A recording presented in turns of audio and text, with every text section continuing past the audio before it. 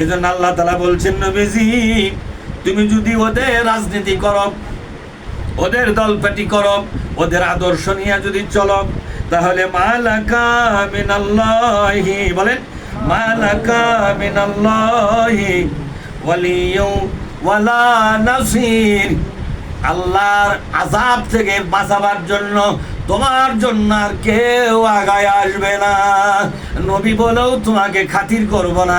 একটা বার ইহুদিদের রাজনীতি খালি করে দেখো, খ্রিস্টানদের রাজনীতি করে দেখো, হিন্দুদের আদর্শ রাজনীতি করে দেখো, বৌদ্ধদের আদর্শ অনুযায়ী রাজনীতি করে দেখো, আল্লাহ পাক পীর বলেন, মুরিদ বলেন, নবী বলেন, উম্মত বলেন, যেই পরিচয়ই থাকে না কেন, তোমাকে আল্লাহ খাতির করবে না, সোজা জাহান্নামে দেবে। দেবে কোথায়?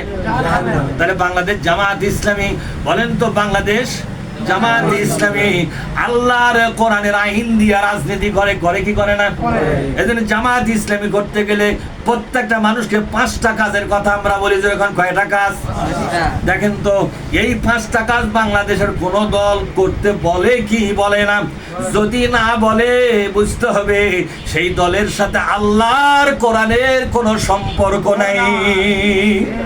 প্রথম হলো, জামাত ইসলামীদের যারাই আসে তাদেরকে রক কাটার ট্রেনিং দেওয়া হয় না, ঘুষি মারার ট্রেনিং দেওয়া হয় না, মারামারি সন্ত্রাসী সাদাবাজি ট্রেনিং দেওয়া হয় না।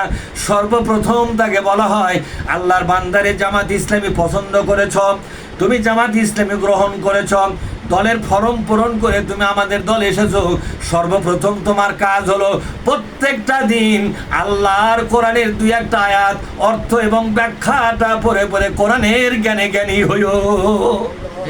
2 নম্বর হলো, প্রত্যেকটা দিন 2-4-5টা হাদিসের বাংলা অনুবাদ পড়িও। প্রত্যেকটা দিন কিছু ইসলামী বই পুস্তক পড়ে পড়ে তুমি ইসলামী স্কলার হওয়ার চেষ্টা করিও। প্রত্যেকটা দিন 5 ওয়াক্ত নামাজ জামাতের সাথে আদায় করিও। প্রত্যেকটা দিন কিছু দাওয়াতি কাজ করিও। প্রত্যেকটা দিন কিছু সামাজিক কাজ করিও। তুমি মাসে কিছু আল্লাহর পথে কৃপণ না হইয়া দানবীরের মতো কিছু খরচ করিও, তোমার টাকা দিয়ে যাতে দাওয়াতি কাজটা চালানো যায়। এইভাবে করে তিল তিল করে জামাত ইসলামে তা আসা একটা মানুষকে জবাব দিয়ে তার মাধ্যমে তাকে 5 ওয়াক্ত নামাজ জামাতের সাথে পড়তে বাধ্য করা হয়, কোরআন পড়তে এবং কোরআন বুঝতে বাধ্য করা হয়, হাদিস পড়তে এবং হাদিস বুঝতে বাধ্য করা হয়, সামাজিক কাজ করতে বাধ্য করা হয়, কৃপণের হাতটাকে দানবীরের হাত বানিয়ে দেওয়া হয়। যে লোকটা জীবনে 1 টাকা খরচ করে না, জামাত ইসলামীতে আসার পর তিলে তিলে লোকটাকে দানবীর বানায়া দেয়। তার কারণ হলো জামাত ইসলামী জানে, আস-সাখিউ হাবিবুল্লাহ ওয়াল বাখিলু আদুবুল্লাহ। যারা দানবীর তারা আল্লাহর বন্ধু হয়ে যায়, আর যারা কৃপণ তারা আল্লাহর দুশমন হয়ে যায়। ওরে আল্লাহর বান্দারা, জামাত ইসলামীতে আসছো, তোমরা যদি জামাত ইসলামীতে আসার পরও কৃপণ থাকো, তাহলে জামাত ইসলামী তোমার দ্বারা কিছু উপকার পেয়েছে ঠিক, তোমার তো কোনো কল্যাণ হলো না। তোমার কল্যাণের জন্য তোমাকে দানবীর হওয়া লাগবে কিনা? জোরে কোন, দানবীর হওয়া লাগবে কিনা? হ্যাঁ, আস-সাকিউ কারীবুম মিনাল জান্নাতি বাঈদুম মিনান নার। দানবীরের কাছাকাছি জান্নাত থাকে।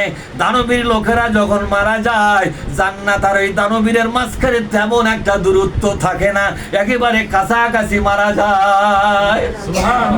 আর কৃপণরা যখন মারা যায়, আল বাখিলু বাঈদুম মিনাল জান্নাতি ওয়া করিবুম মিনান নার। আর যারা কৃপণ লোক, এরা যখন মারা যায়, সেই সময় দেখা গেল এরা যখন মারা যায় তখন জাহান্নামের কাছাকাছি মারা যায়, আর জান্নাত থেকে বহু দূরে মারা যায়। এজন্য জামাত ইসলামীতে যারাই আসে তাদেরকে ধীরে ধীরে খরচের হাতটা বাড়িয়ে দেওয়া হয়। আস্তে আস্তে খরচটা করতে থাকে। কৃপণ লোকটা ধীরে ধীরে দানবীর হয়ে যায়। কৃপণ লোকের সামনে আখিরাতের বাড়ি দেখানো হয়, জান্নাতটা দেখানো হয়, কবরের শান্তির খবরটা জানানো হয়। এইভাবে করে ধীরে ধীরে কৃপণ লোকটা আল্লাহওয়ালা হতে তৈরি হয়ে যায়, জামাত থেকে সেই সাহায্য সহযোগিতা পায়। বরং তো এইভাবে খবরদারি করে করে কোনো দল কি তার কর্মী রাখে নাকি? বরং অনেক দল আছে, কর্মীরা যদি বিড়ি খায় আরো বিড়ি খাবার কয়, সিগারেট খেলে আরো সিগারেট খাবার কয়, সিগারেট খাইতে খাইতে বোতল পর্যন্ত খাওয়া শুরু করে, ঠিক না? চাঁদাবাজি করে, মাস্তানি করে, সন্ত্রাসী করে, আর নেতারা ওদেরকে বাঁচায় দেয়। খুব বেশি হলে দল থেকে বহিষ্কার করে, কানে কানে কয় একটু সমাজ রক্ষা করার জন্য বহিষ্কার করলাম, কিছুদিন পর আবার নিচ্ছি, ঠিক না? এইভাবে লোকচুরি খেলায়, মানুষকে প্রতারণার ফাঁদে ফেলে, মানুষকে বোকা বানায় রাজনীতি করে। এদের জামাত ইসলামী আল্লাহর কোরআনের আদর্শ নিয়ে রাজনীতি করে। এই দলের মধ্যে যারাই আসবে তারা ধীরে ধীরে আল্লাহওয়ালা হয়ে যাবে, তারা ধীরে ধীরে কোরআনওয়ালা হবে, হাদিসওয়ালা হবে, দানবীর হবে, সামাজিক কাজ করে করে সমাজের মানুষের বন্ধু হবে। ওই মানুষটাকে সমাজের লোকেরা নিয়ামত মনে করবে, করবে কিনা জোরে কোন ভাইরা আমার। এজন্য আল্লাহ তাআলা বলছেন, নবীজি যদি তুমি ওদেরকে মেনে চলো তাহলে তোমার কপাল খারাপ হবে।